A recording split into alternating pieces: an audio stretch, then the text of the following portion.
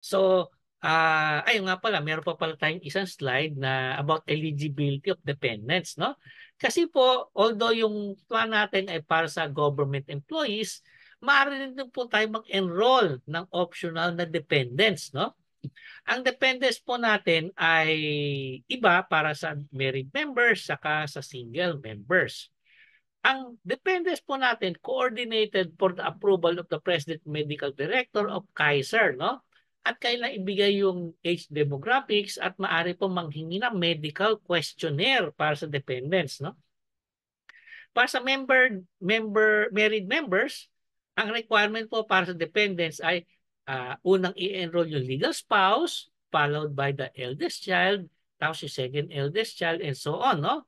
So kung yung ikalimang anak yung talagang sakitin, para po ma-enroll yung ikalimang anak, kailangan ma-enroll yung spouse, yung unang anak, ikalawa, ikatlo, ikaapat na anak, bago ma-enroll yung ikalimang anak, no? So ang legal spouse up to 65 years old din.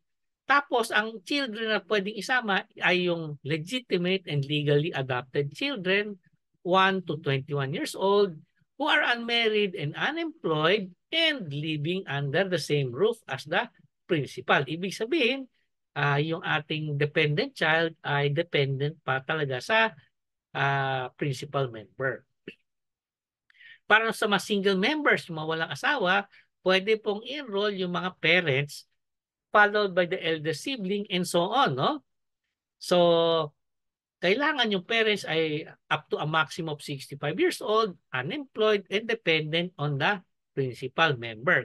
So, kung yung parent ay may trabaho pa, hindi po maaring i-enroll na dependent.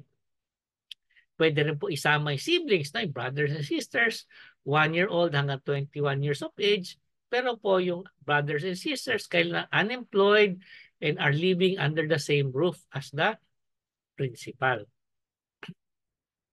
Yan, mas mahal po ang premium natin sa dependents, no? Ang rinig ko po ay mga 10,500 po. Hindi ko po tiyak, no? Pero yun po ay lalabas pagka nag-submit na tayo ng census na ibibigay sa Kaiser para maglabas ng final quotation for the exact number of members, for the exact number of dependents, and exact list ng dependents na isasama dun sa ating plan.